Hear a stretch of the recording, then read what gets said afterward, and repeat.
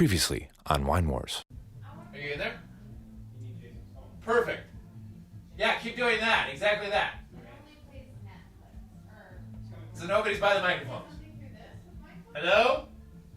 No one's down here. Awesome.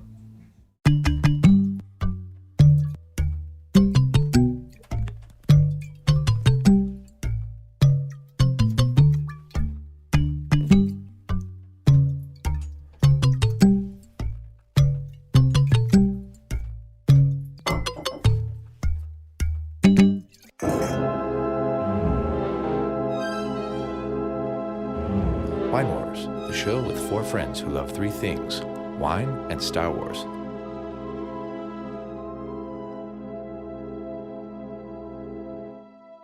Welcome to Wine Wars. You're joining the four of us as we sniff, sip, and talk about wine live from our basement in Madison, Wisconsin. I'm your excellent host and spectator, and with me as always are Amy. Hi! How are you doing? I'm awesome. I can tell.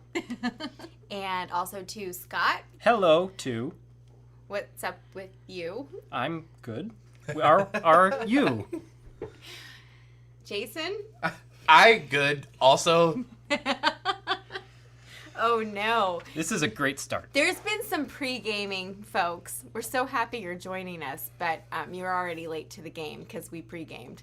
Because why? Scott's birthday. And you're probably like, but wine Padawans, wasn't it just Jason's birthday and then Anne's birthday? This is and all now Scott's birthday? This is all factually accurate. I know, it sounds like make-believe. It's not. It's just the magic of podcasting. And nature. Rainbows. I wasn't born, I just hatched. Mm-hmm. So you're just gonna have to do Oh, like a bird. Mm-hmm. Like a crane. Like a crane, for example. Yeah. How are you feeling? How You old? little tiny millennial you. I just, kind of just pee every now and then. What's the age? He pees when Give he me- coughs. Let's not talk about his age. Give me your age. I Tell am me now. your age, little one. Let's see. I think I was born the year of Empire came out. Was that 83? No, Empire Strikes Back came out 79. in 1980. 80? Okay, then what was 83? Jedi? Yes. Okay, then I'm the year of the Jedi. Are The you year kidding? of the 83. Jedi. Yeah. So, and I should Ugh.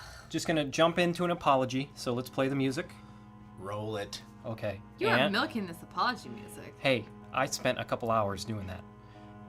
Although I am aging to the ripe age of 32, no matter how old I God, get, that's so cute. I still am a millennial. I'm sorry. I apologize to my priest. I apologize to Rabbi? You're not my even rabbi. Catholic. You're not Jewish. Apologize to my moil. That's the guy who circumcises kids. Oh! I thought Moil. the rabbi did that. No, thought so he's too. called a moil. You haven't apologized to me yet. And of course, Anne, Thanks. Just for being a millennial. being a millennial. I can't stop Work on it. because I won't stop. Maybe you should You apologize to hip-hopper all. won't stop her. What? Hip-hopper won't stop her. Hip hop and it won't quit. What the hell are you two talking about? I don't It's know. from a Nintendo game back in the day. Viewers. Parappa the Oh, Rappa? Parappa the Rappa. That was on PlayStation? PlayStation. That's what I Kick, said. punch. It's all in the mind. You played that? I didn't know you Well, played I have literally I no live idea with what you guys are somebody talking who about. I think that Scott and Amy are falling more in love. Yeah. that. I don't know if we have a PlayStation at our house anymore. I was actually thinking about this today. I'm actually on the cusp between Gen X and Millennial. Being So born you in 83. almost don't suck.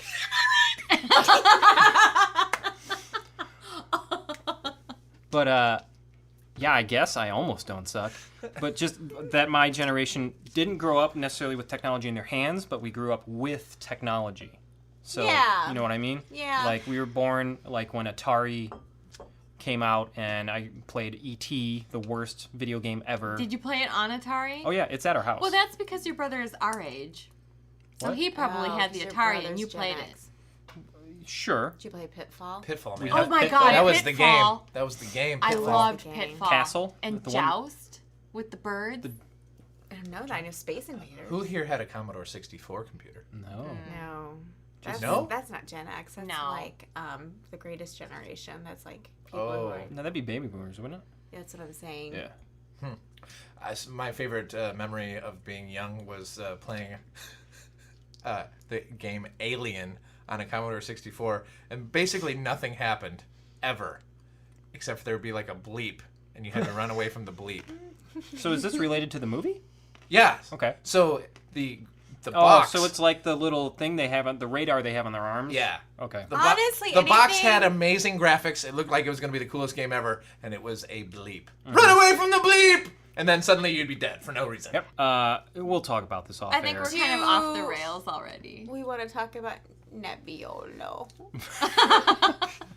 Oh yeah, it's a wine podcast. Oh, Right. all right. Let's talk about the Nebbiolo. So in a splurge episode, when it's your birthday, the rule at Wine Wars Podcast is you just get to pick where you want to go, what you want to do, and how hard you want to do And it. we can spend unlimited amounts of money. Not necessarily unlimited. Not so much unlimited. We're pretty limited. But that's strictly because we have no money. Yes. That's Right. the only reason why. It's because we're a nonprofit. Right. So Scott chose.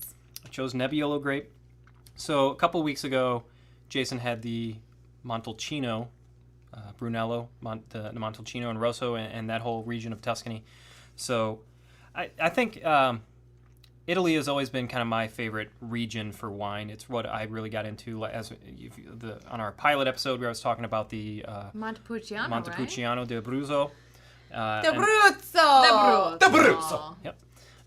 Yeah.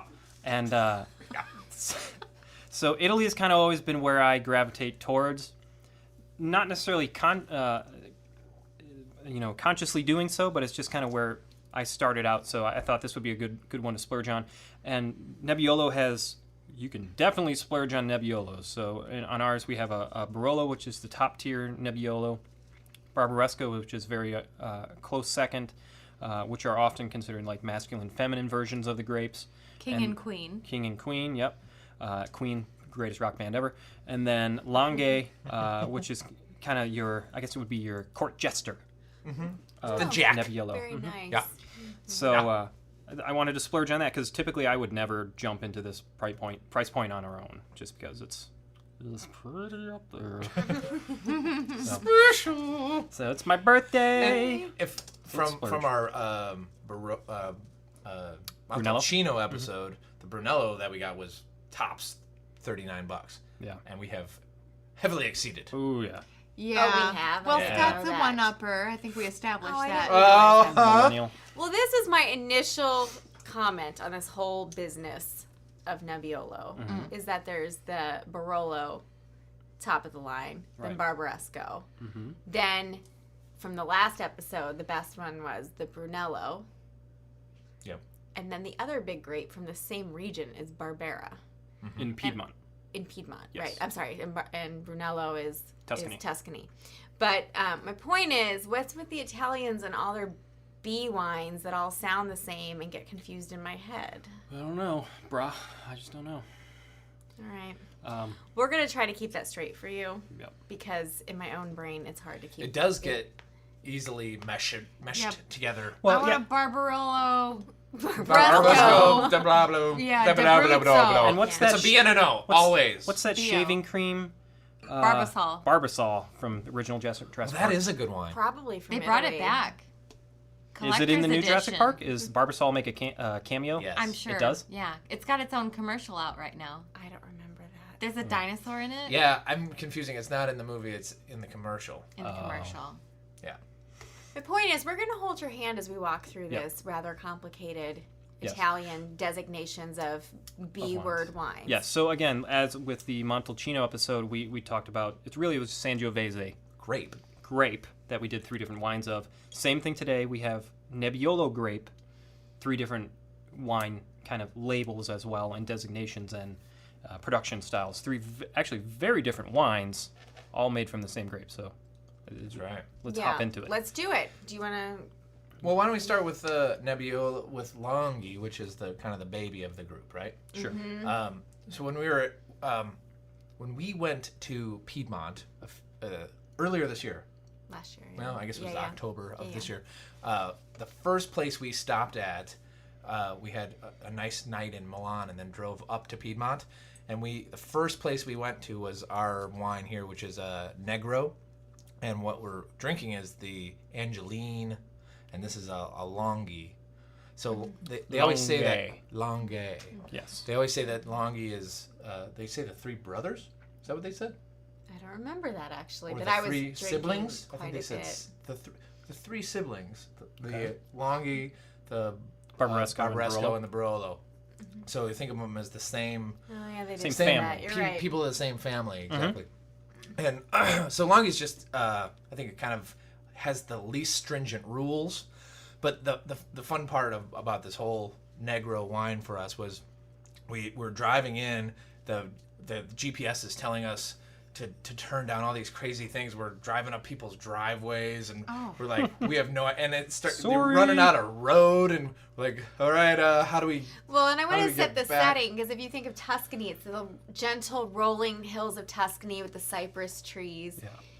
Piedmont is Foot of the mountains. like Mountains, sheer yeah. cliffs, deep mountains. Everything's green and everything's a little bit scary. Like Yeah. I needed to be a tiny bit drunk as Yeah, a passenger the whole time. Sort of like driving up in the mountains of like the Rocky Mountains. Like Sure. you're up in the hills. You don't want to lean too far on the side of And you your probably don't have window. good railing systems. Oh, yeah, no, it's and everything's definitely kind not- of foggy and yeah. Oh. Yeah, it's not developed. It's when we were in, there are very populated parts of Italy. This is not very populated. It feels very farming community kind of world. So we're just trying to figure out. This was our first appointment in Piedmont. We're driving, just trying to figure it out. We stopped and asked like 3 people who spoke no English whatsoever. So we're just trying to communicate. With hand signals in yeah. his Just translation make book like I had. wine drinking gestures. Yeah. Right. Vino! They're like, oh, vino, that's everywhere. Negro Vino! So we finally found it, and with the translation difference, the Piedmont guy here in Wisconsin set up our appointment, and the translation was way off. So they thought we were coming at like 4 o'clock the next day. We were told noon this day. So we got there, and they were totally unprepared for us. Oh no. But switched a lot of stuff around for So us. accommodating. We had a great tasting. We got to taste their whole portfolio, and then was it after that? Then they took us to lunch, or was it vice versa? No, that's right. We tasted almost the full portfolio. Then they said, Hey, "Get we're in going the to car. lunch." We're going to this amazing lunch." So we went with the head winemaker, the guy who owns the vineyard and property. The patriarch of the family. Yeah, the grandpa and the daughter. So she's like head of sales.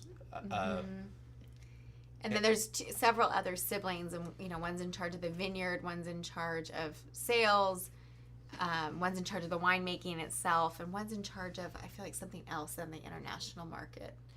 Yeah. Import export. So, Something, but yeah. every sibling is in charge of a Some different aspect. portion And I of this. asked her how that came to be. Like, did they make assignments? Because those are the 4 things that need to happen. And she said that they genuinely grew into those roles as those are their strengths. Yeah. Aw, Yeah. Interesting. That's Yeah, so no one was nice. pushed into any one role. They just kind of naturally It gravitated towards evolved it. that way naturally on its own. Just like you're an ASAT, whatever. An ASTJF. ESF/TJ.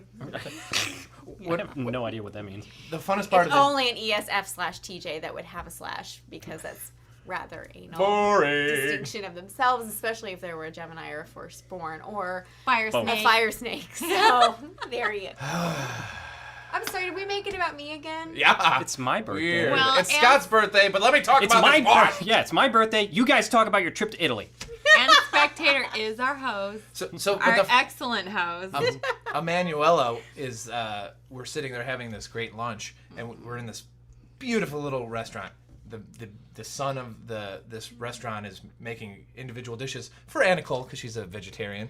So like we all have this amazing Italian food, but he keeps bringing out really special vegetarian dishes, What which I got to have some of, and they were amazing. Yeah. But here's the part I was trying to get to is Emanuela said, "You guys live in Madison, Wisconsin? I was just there." And she pulls out her phone and shows her a picture of her in front of the Madison Capitol. Oh, And I was like, "Wow, that's right." Do you know where she was?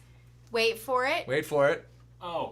Square Wine Square Company. Wine Company. oh, really? Yeah. Oh, Oh, my cool. God. Shout out. Yeah. Shout out. Hey, Square. Yeah. So halfway across the world, and we had this common bond that she has been to That our is city. remarkable. Yeah. Oh, that's crazy. But later in the trip, and I wish I could remember the name of this winery off the top of my head, but I can't.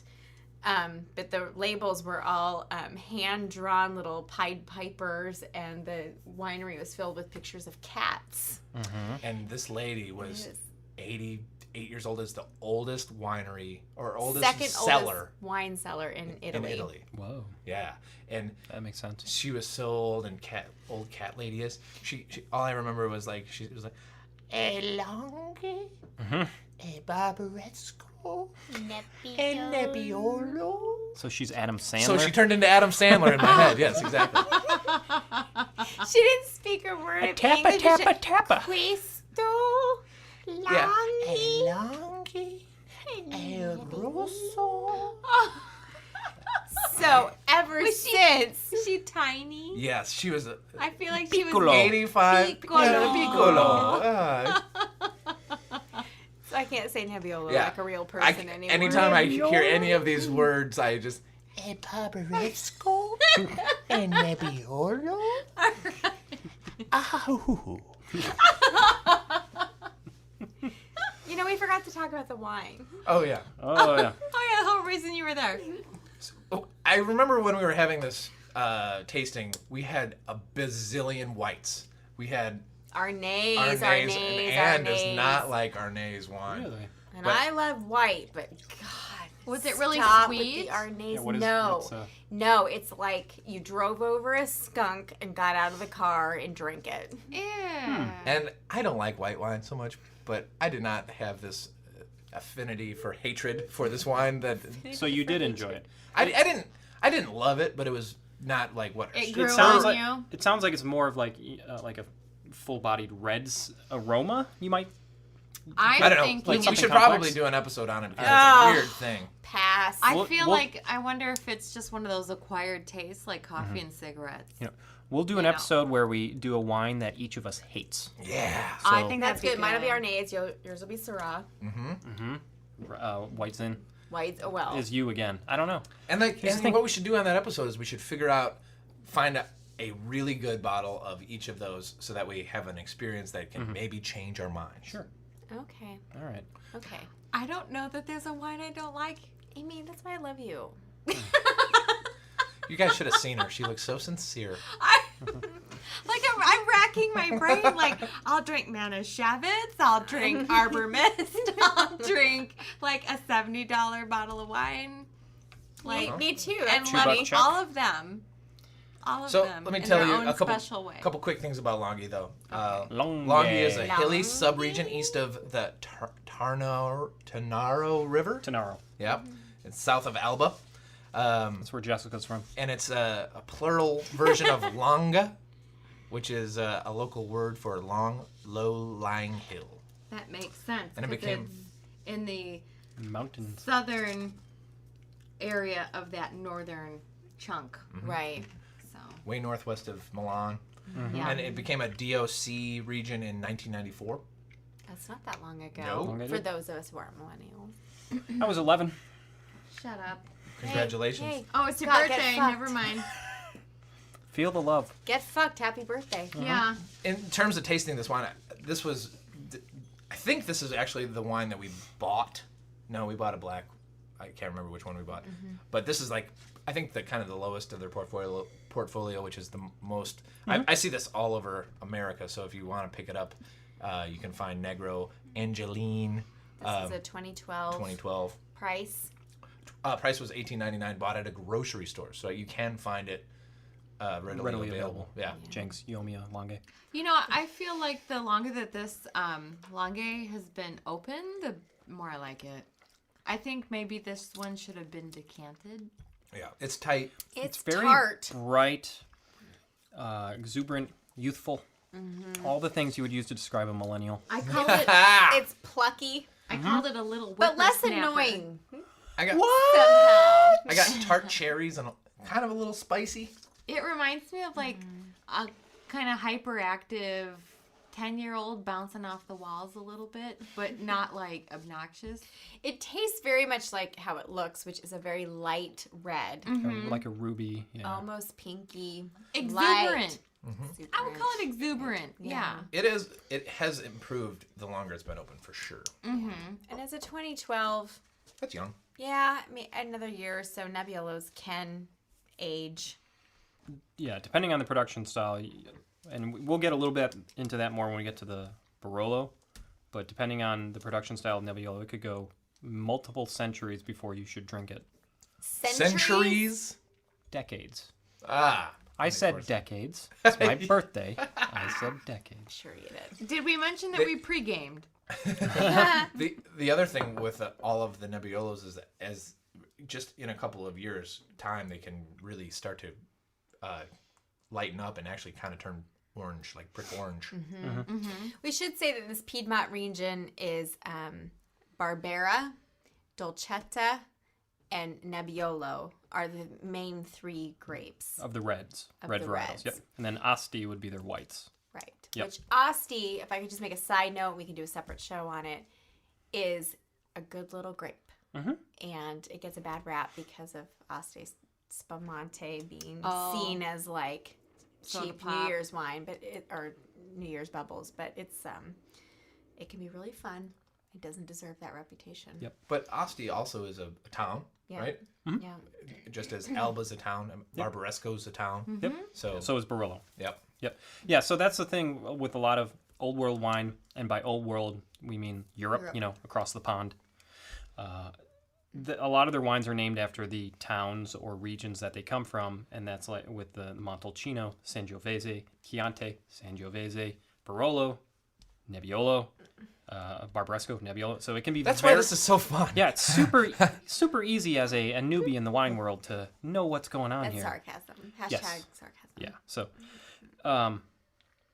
so as a just someone trying to get into wine, it can be very difficult to understand what you're getting into when you go into this. Yeah. And for me personally, it's nice to see on the bottle Montepulciano di Abruzzo. Okay, I understand what that means. It's a Montepulciano grape from Abruzzo. I get it. So that's where with things like this, it can be a little more difficult. So, Yeah. but if you go talk to whoever's working at the wine shop, don't be shy. That's what they're there to do, is to help you get through it. If you're trying to get a Nebbiolo, there's probably a half a dozen different labels, variations that you could get into the grape. So. Yeah. I think we should move to the second one and Let's maybe do it. just talk about this original Langhe for comparison's sake as we move along. All right. So, I'm actually bringing a Barbaresco Can to you the do table. me with a little Barbaresco? Yeah, Barb? let's to Pass just it do around. you, fun. or you can do I'll yourself. do myself. I like to do myself. Yeah, it's 21st century. So what do we got here? Well, this Barbaresco is made 100% of Nebbiolo grapes, so it's no blend. Was the Langhe 100% as well? Do you know? You know, I couldn't find any information that gave that or yes or no. It says Nebbiolo. So I think it is. I think it's 100%. Because Langhe can be can blended. be other stuff, yeah. Much like a Super Tuscan. Right. This Right? Barbaresco. So with the Barbaresco, the Barbaresco is named after the village of Barbaresco, which is northeast of Alba. So Barbaresco wine is only produced in Barbaresco, Nieve, Triso, San Rocco, So 4 different villages basically. in Italy that can produce this wine. Right. And because it's only made in 4 areas, it's very consistent. So if you try Barbarescos from different wineries Producers, or producers, they're probably going to taste a lot more similar versus other wines.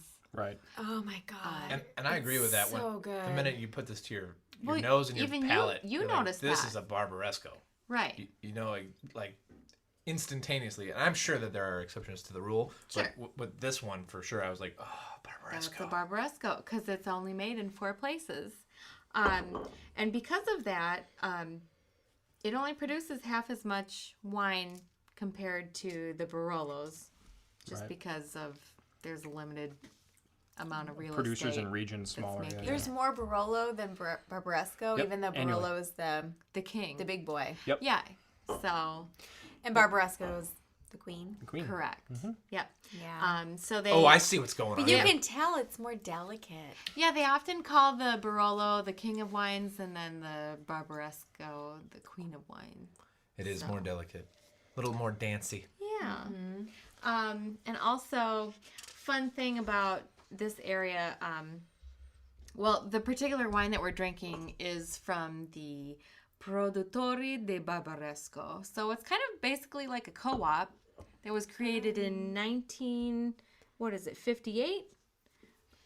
Yeah, what do you got there? I can't see a date on there. So anyway, I'm pretty sure that's what it was. That's what I'm gonna say. Deal with it, internet. Yeah. Anyway, You're the expert. You're on the microphone. I know I should. This is your show. I know. It's like, okay. Well, anyway, it was a co-op created in the 1950s. It currently has 51 members, and each family is in control of their own vineyard. So it's nice because it's not like the co-op's the one like giving them all the rules. It's kind of like saying, you do your own thing and then you bring it to us. So with the Barbarescos, sometimes they'll have a blend of different Barbaresco grapes from all the different families. From the different vineyards. Right. But when it's only from one vineyard, it will be labeled on the bottle. So this one is a blend because it doesn't have the family's name on the label. Oh, So that's kind of neat. So This, to me, So if is... it was a Negro of Barbaresco, that means it was their grapes entirely, right? if that was the family's name. It Yeah. is. Yeah. Yeah. Okay, that makes sense. This is a Nebbiolo grape to me. It's earthy, and this has the floral characteristics. It's roses and violet. You know, the Barbaresco in particular, the Barolo, which we'll talk about, is far more tannic. This one's very well balanced with all your different attributes, your acidity, alcohol, tannin. It kind of reminds me of like a Burgundy. Yeah, You know what I mean? It's it's an Italian Burgundy. yeah. It tastes Italian. It totally tastes Italian, which I think, and I mean this in a nice way, is a little bit more stringent. Like you have to have food with these wines. Right. Yes. Right. I mean, you don't have to because we're not. Not right Well, now. not right now. But we did. We went very traditional for dinner tonight, and we had a seafood risotto, Yeah. and it was amazing. One thing that I did learn about that region is that the Barbaresco area has more nutrients in the soil. So, therefore, it leads to less tannins that come through the vines. So, that is also one reason why the Barolos tend to be aged a little bit longer, is to balance out that tannin. Because it just needs more time to kind of soften up a little bit. Barbaresco is aged not in oak. No, it does have to It's be in an oak, oak as well. it's just, it's not aged as long. Yeah, Barbaresco has to be aged for 2 years before release, 1 year in barrel. Okay. To be Reserva, it has to be 4 years total. All right, there you go. Yeah, and But- Barolo is 3 years, 2 of which needs to be in barrel. For their standard release, to be Reserva, it's 5 years. We really should have had a Barbaresco risotto with this meal. That would have been the shit. Well, what we had was the shit. I guess tonight was a complete failure. Yeah, you know, we should just wrap this whole thing up. Yeah, I mean, let's just quit. Shut it down. Scott, no birthday for you. All right. Yeah, no birthday. Fair enough. All right. I'm not gonna get. Well, I'm not gonna get a that was pension Wine Wars or for this any- week. Follow us on Twitter. Whatever the fuck. I'm Yeah. also getting herbs on this. It's delicate Let's all just and inhale. rosy. I remember we went to, on our final, no, it wasn't our very last, but near the end of our visit, we went to a winery deep in one of these valleys, these deep Piedmont mountains. We went way down, and we were kind of, remember we were singing that redneck song? Cotton Eye Joe, dueling banjos. Dueling banjos is what she's trying to do. Well, you do it. It's I still a I'm not redneck that musician.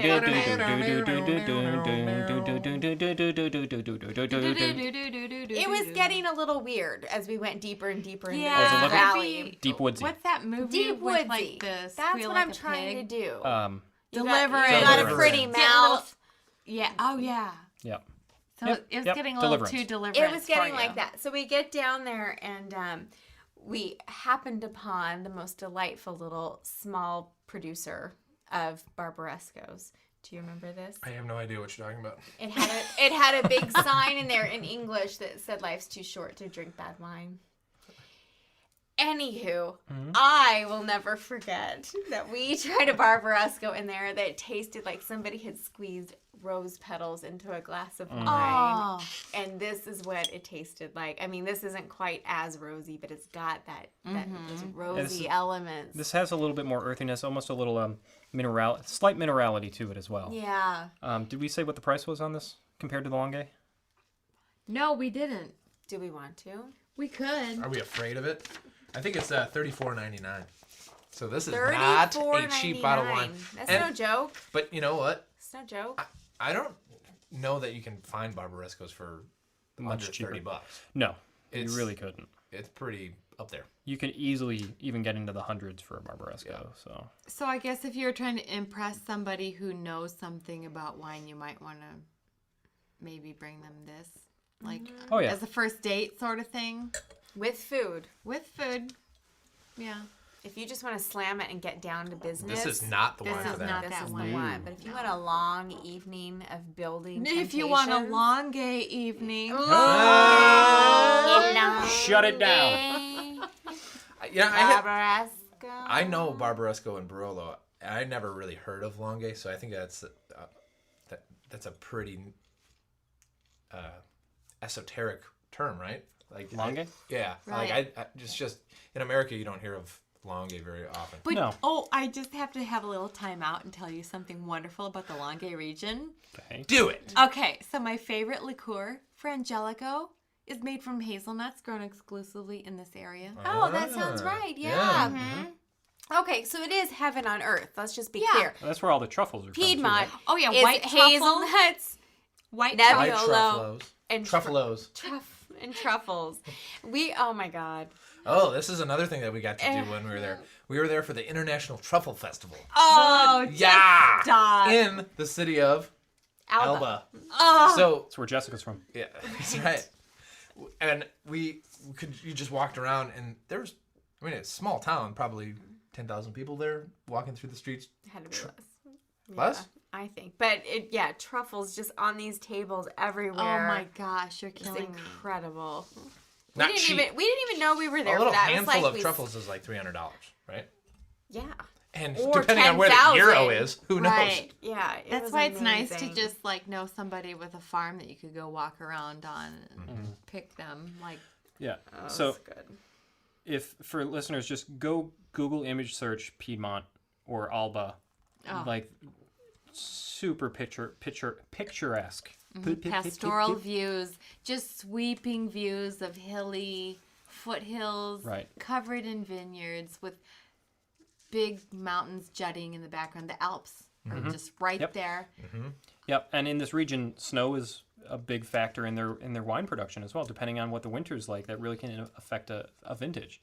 If there's snow actually helps insulate the vines over the winter, so it keeps them warm, and then that also seeps into the moisture, or the moisture from the snow seeps into the soil, so that can help them with the production of sugars in the next year. So And Nebbiolo is a tough grape to grow, and it's Yep. so you're only going to find it in this area because it blossoms early and it ripens late. So there's Super a late. really long period there where things could go badly. You could get frost or flood or something. or bacteria, Bug and vine- infestation. Yeah, Right. absolutely.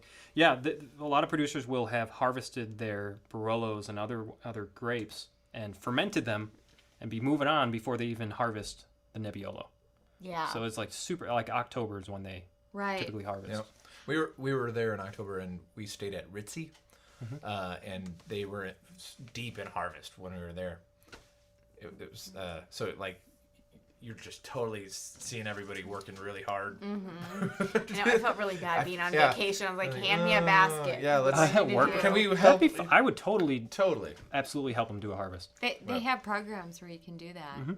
So It's a lot of work. Instead, we had Anne didn't. She didn't feel so hot, but we had a Sunday morning tasting I had I wine did for not. breakfast so many days. Were you sick again This is on why the road? I am always sick. She's not an international traveler.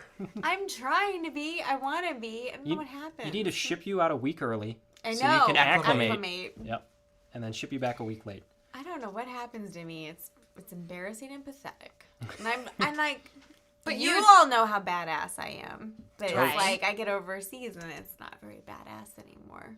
You kind of like More help. sneezy, less happy. So, if I could segue this, try to get this into our third wine. So, Yeah. as we were talking about, so Barbaresco is harvested late, or Nebbiolo, excuse me, is harvested very late in the season. Historically, because of that, when the wines were harvested in October or around that time, the ambient temperature, just south of the Alps is pretty low, so fermentation would really struggle to begin. So way back in the day, the Barolos would really kind of sit on the grape skins and all the stems and everything like that on the leaves. on the leaves for weeks, sometimes maybe up to like a month's time until the fermentation completes.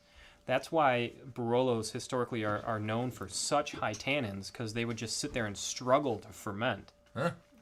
So it wasn't until recently, like probably 80s and 90s, that the modern fermentation techniques, steel vats, raise the ambient temperature of the wine, Central air Right. and heating. that the wine could ferment a lot quicker, so you absorbed a lot less of the lees. Right. So wines now produced after like 2000s, you can drink a lot sooner, whereas traditionally a lot of these wines are, need to be a decade or two old before Right. the tannins become tolerable. But it's and one thing that that we talked about with this grape is that whole production issue was operator error, essentially. Like, I mean, because you didn't have enough heat. Like, they could It's have just- built little fires, to get the I suppose. to get the air temperature warm enough to make everything ferment a little faster. Sounds like it's just- so much work. It's just know. how they did it, and they didn't, they learned from trial and error. Right. But people nowadays still say, well, that's not tradition. That's not the way that's not how you produce this. So you should. Right. So you sit there for a month and let it get crazy tannic and Right. woo, Right. because it's tradition. right. And then you have to sit and wait because it's tradition. Right. So a lot of Barolos, if you do go out and get a Barolo or a Barbaresco. Hold on. Do me with a Barolo. Is that that? Oh, yeah. Sure. If you do go out and get one, so the one we're drinking now is an 09. So it's, How do you say this one? Barolo? the I don't think we said the name of the last one. Produttori. She did. She did. Did you? She did it correctly. But you could say it again. Yeah. Is that give it a right? shot. Produttori. Yep. Produttori de Barbaresco. Yep. So the what's this Barolo Paolo Savino that's the producer, and then the wine is the Monvilliero. Week 3 of Rosetta Stone. This thing is awesome. It is super tannic compared to the other two. Like, it dries your mouth out Do you completely. know what it smells like? What, Anne? It Raisins. smells like when I took swimming lessons in Tulsa, Oklahoma from Mississippi. That's what I was thinking. Not joking, my swimming coach teacher's name was Mississippi. Miss Wait. Mississippi. Mrs. Sippy. Mississippi? Mississippi. That's not a Oh joke. my gosh, that's really funny. Her last name is Sippy? So Yeah, she drinks like a lot. Sippy cup. Right. Yeah, but it smells Yeah, if her first like, name was Cup. It smells like the backyard of Mississippi in Tulsa, Oklahoma in like the late 1980s. 1990s. That's Actually, exactly what kinda I was early. getting. Yeah. This There's smells like almost I'm a wine you dealer. know, I wanna chlorine and the fresh outdoors. It's clean, it's young, it's carefree. I want to I spread have this my on whole life toast. ahead of me. That's I'm so not weird. thinking about the 40-hour work week. Nothing and that the you're saying crunch. at all sounds like what this tastes like. This tastes like I'm gonna have to agree with your husband. this I'm tastes sorry. like You know cedar what? closets You and guys weren't there. Yeah. deep earth and I've never tasted also- Mississippi. heavy. It also smells like a Oh, I Christmas have. tree. It's a little sketchy, but really fun. So I had anyway. cedar is. I got a lot of cedar on this. Traditionally, Nebbiolo, you get a lot of tar and rose on the palate and on the nose, which you totally do get on this. Tar isn't super prevalent though. Maybe it's starting to age off a little bit. I don't get the whole tar thing, but whatevs.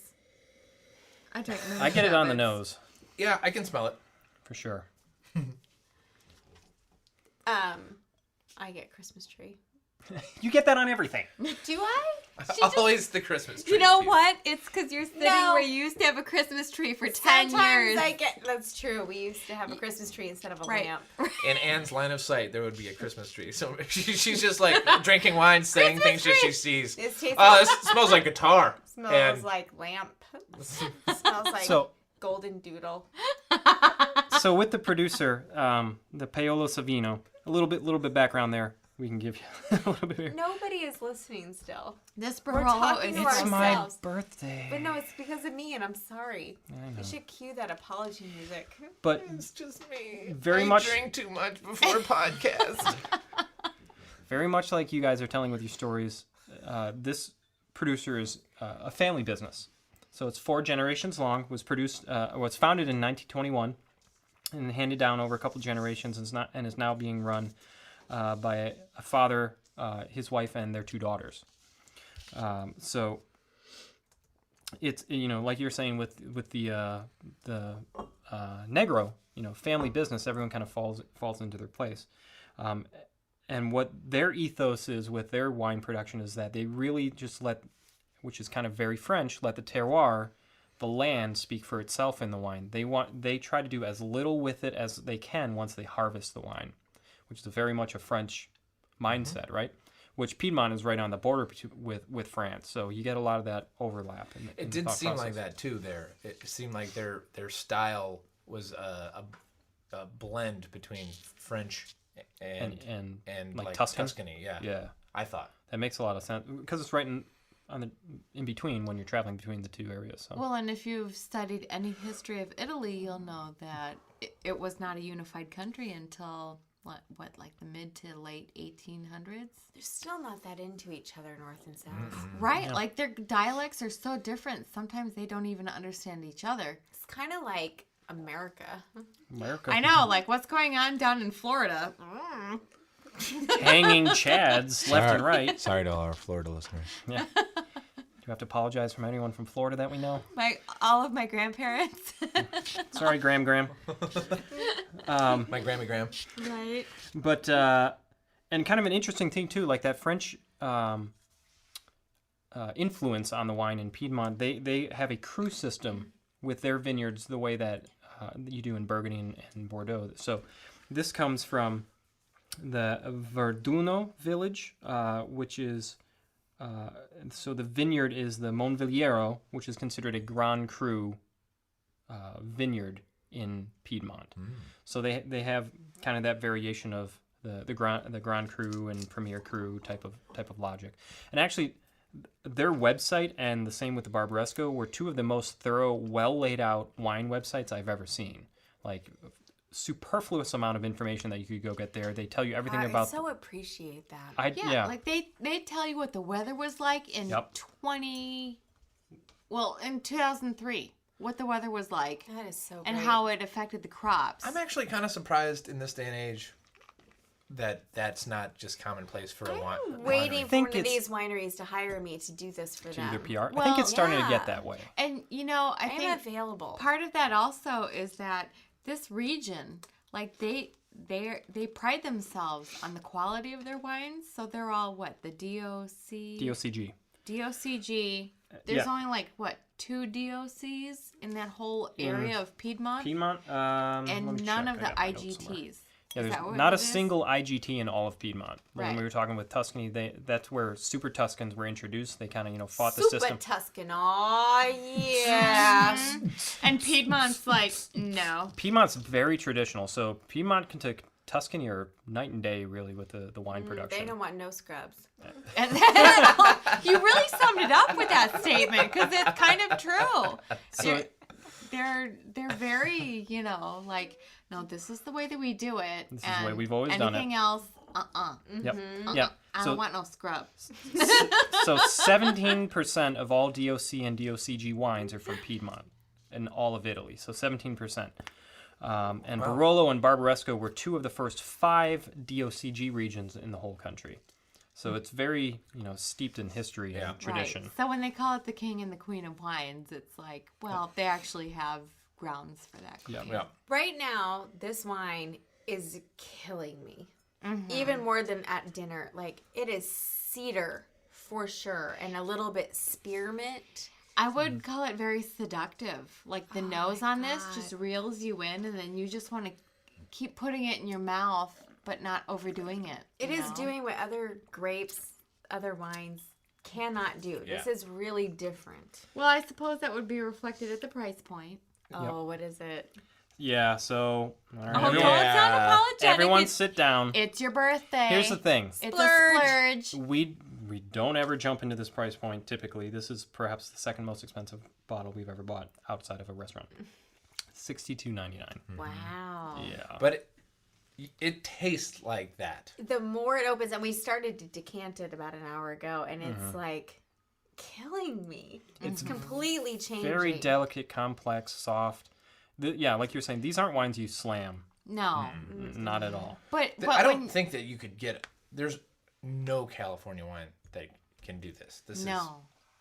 is so interesting and heavy and Or big in your face. French. This is Northern Italian craziness. And like I said, it's very much that hybrid of the French kind of mindset and the Italian flavors.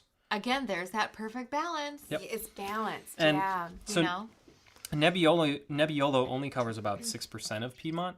So it's a very, when we talk like microclimates, it's very specific. Barolo is what, like 5 miles by 7 miles or something like that. It's a very small region. Trying to find my notes on it, but I can't seem to find it. Very small region that you really grow these grapes, and the best of the best typically are facing south or southwest. Yeah.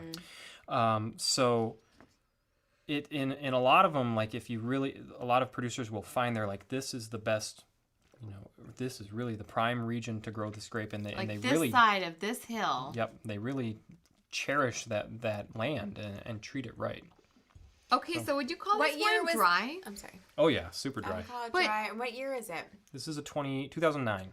So here's something funny though, because we were talking about the balance, and generally, if it's like bone dry, I'm less interested in the wine. And I have to tell you, you're all saying this wine is so dry, but because of that perfect balance, I'm not. That's not my first impression of it. You remain turned on. Oh, absolutely. I'm just like, this one's This is playing, like Magic Mike and a glass. Yeah, it's like playing the slow burn You said it, not me. instead of the wham bam Dong. adios. You know? Right. Yeah. So that's what I'm getting out of this. And As of the time of the taping of this podcast, it is the opening weekend of Magic Mike 2. and I did Ladies get call it MM2. right. Hashtag MMMT. XXL. MM2XXL. Yeah. You know what? I watched just this gonna movie. Miss McConaughey. You know what? You won't miss him. You won't. I Yeah. already missed him. Amy's seen it once, and I was so deeply waxed, though, in Oh. MM1. Don't worry. There is a lot of Wait. deeply waxing going on. does he hang dong in the first one? No. You wait, what? Why did you answer that? Started at the drive-in. At the Why is Magic Mike playing at a drive-in? I don't know. Why isn't it? Kids everywhere. You know, I have been listening to Pony and Cookie all day. I don't know what that is. I don't want to know what They're that is. songs from the movie, but it's your birthday, so I'm not going to go into detail you. about what I did last sorry. night you. at the Need to be premiere. better wives. Can we just have your cake already? So I'm going to try to wrap up Nebbiolo here. A few more facts about it that I want to throw out there. So the naming of Nebbiolo is kind of assumed to come from the the Italian word nebbia for fog, which sets in over the Langhe region in October when they start harvesting. It's very foggy in the Piedmont region. We over were the there in winters. October. I'm going to tell you something. It was really foggy. Foggy. It sounds romantic. Was it? It was, except that I had diarrhea. So, Just less like- romantic. I mean, it was romantic for me because I was nowhere to be found. Just hanging out with Italian broads. Here's a roll of toilet paper, and see ya. See ya. I got 9 tastings to go to. That's actually how it went That for is us. exactly what truly happened. I had the best meal with the greatest wine. How's your ass? I shit all night. All right, I don't think I can top that. Should we do a little wine news and wrap this up? Wine news. This week's wine news comes from a listener request. They had stumbled upon an article in the New York Times where they talked about basically the influence of Robert Parker on today's current wine production styles, and had some questions for us about what we thought about it, and we had a chance to review it. And here's the basics of it. Robert Parker Junior of the Wine Advocate is the one where when you go into a wine shop and you see the rating scale of 0 to 100, he's the guy who came up with that. He's the guy who still to this day rates them at that on that scale. He's 67 years old. But he has a particular palate. And so I will begin in his defense by saying, we all have our particular palate. It's our palate. And his is one that tends towards big wines, big alcohol, big sugar. He likes the jam bombs, right? Yeah. California jam bombs. Totes. Is he from California? Yeah. I don't know. He Is lives in LA, I believe. Yeah. Okay. So that's what he likes. Seems totally objective to me. But in recent years, there has been a movement afoot. They call themselves In Pursuit of Balance. And they're young winemakers who say that there's more to wine than this flavor profile alone. It can't just be, big sugar, big alcohol, but instead there's nuance, there's subtleties, there's interest in, to me, performing outside the box.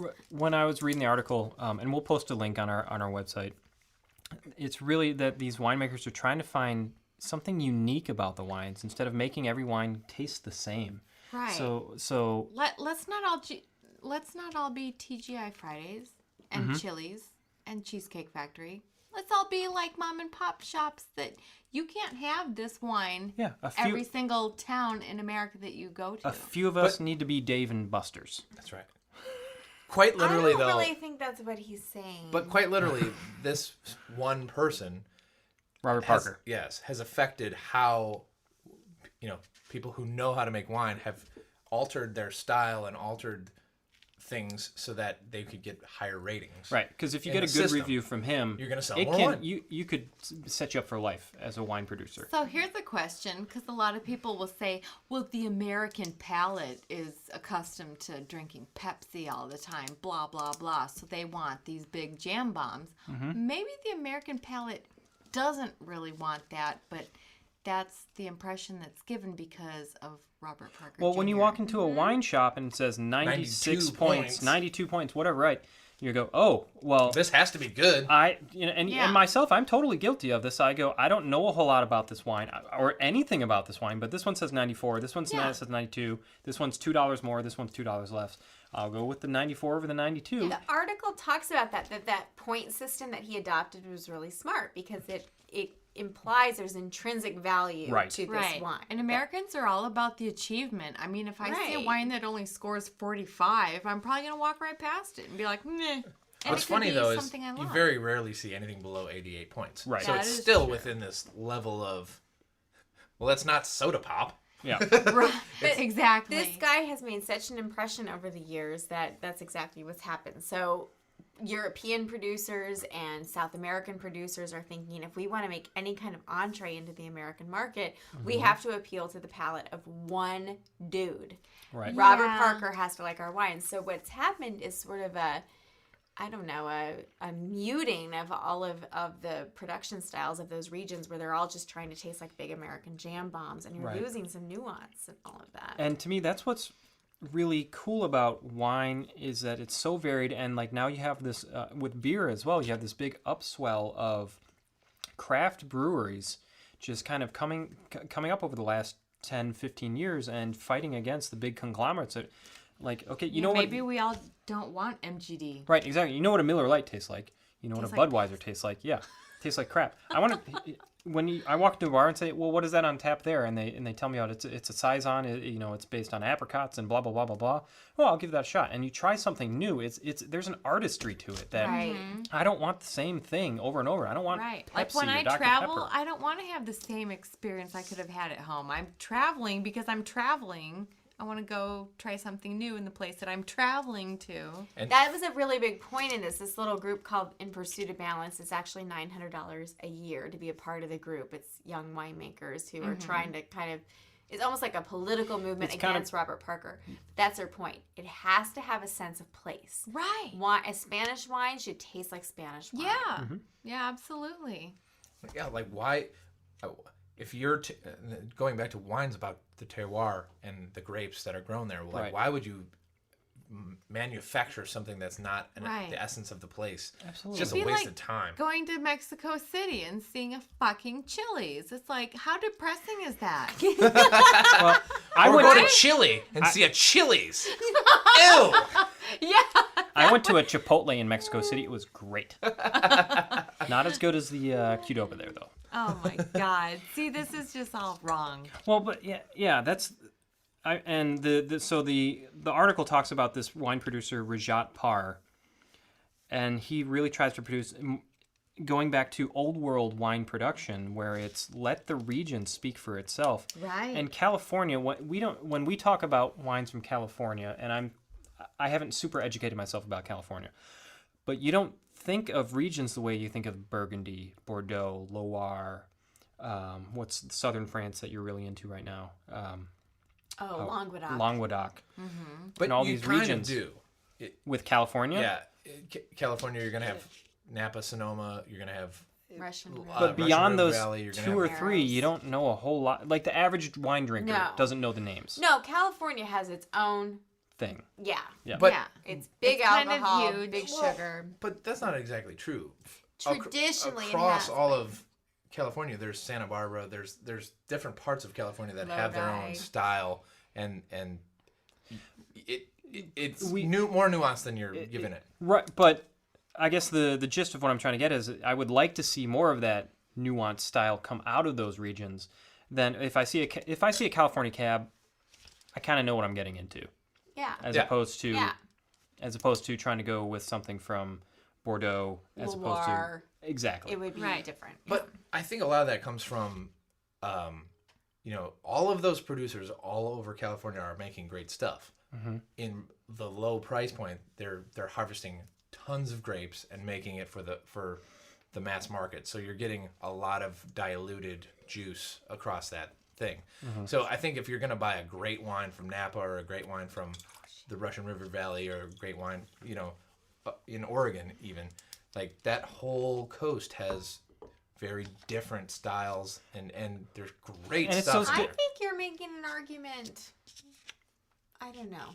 Well, I I'm think he's not arguing against Robert Parker's thing because that's why are we trying to please one person? Absolutely. I Right. think what you're getting at is that these regions can produce unique styles of wine, and Yeah. we should let them do their thing. Yeah. We should Right. celebrate the different regions instead of just lumping it all into California. Right. Yeah. And then lumping all of US into Robert Parker Jr. Yeah. So what this guy Parr that you're talking about, Rajat he's Parr. saying like, even on the same hillside where the same type of grapes are growing, he will pick his grapes much earlier. And his whole philosophy is, if I taste the grape on the vine and it tastes yummy, I'm too late. I should pick it early and then let the production style bring the grape to its fruition. Whereas because of the Parker style, his neighbor on the same hillside is letting those grapes Overripen. mature, get more and more sugary. Be like a so the raisin alcohol almost. gets higher and higher. Right. And so I think, I will say that kind of style, that California big alcohol, big sugar style is what got me into wine. And I do like it. And But you also especially had a 21-year-old palate. Exactly. Everyone was 20 at some point. Right. Me, You know, it was 3 like years ago. Peanut butter and jelly and, I hate you. apple pucker shots. but still, like if Jason's gone and it's just a me and Theo night and I'm having popcorn, I'll have a big California, big alcohol, big sugar. I love it. Oh! Damn it! What did you do? Just tried to grab a bottle of wine and the one below it slipped out. I'll go get some towels and shit. Okay, I want to read. We're back now. In case you weren't already concerned about this Robert Parker, I want to read to you a quote from him. Well, I think we need to explain to the listener what just happened. Jason tried to pull out a wine. God knows why. Well, he was bringing out a roller coaster, a Why? California cab. The roller coaster went off the rails. And then it shattered into a million pieces, including hitting directly on an artery in my foot. There's so much gravity I'm bleeding here. in several places. Are you really? Yes. I But don't you're know. gonna keep going? Yeah. She's gonna power through. She's a pro. I don't know how that happened, but it was like bullets of glass just stabbed her. Yeah. Oh, it was like one of those IEDs. Ooh. It hurts. But I don't care. I'm a podcast professional. Let's power through. Power through. There, yep. Toast. All right. Okay. Okay, so I want to read you a quote from Robert Parker himself because this movement is building some momentum and he sounds like maybe he's not handling it very well. He says, quote, "The jihadist movements of non-sulfured wines, green, underripe wines, low alcohol, insipid stuff promoted by the anti-pleasure police and neo-anti-alcohol proponents has run its course as another extreme and useless movement few care about. No serious person pays any attention to Rajpar and his zealots, as it is so obvious they are only trying to sell their own wines." He sounds like such a grumpy old man. And who the fuck says jihadists and wine making in the same sentence? Seriously. Seriously. That's I feel like exactly what makes people not like wine. No shit. Exactly. Absolutely. Yeah. Exactly. Yeah, thanks for turning off like everybody to Like wine. it's fucking wine. Like it's grape just grape juice. juice. Like That's what come we've been on, saying man. every podcast. Yeah, I It's feel like just we've grape said that juice. before, like Parker. 9 times. Listen up, man. That's been Wine Wars for this week. Like us on Facebook and follow us on Twitter at Wine Wars Podcast.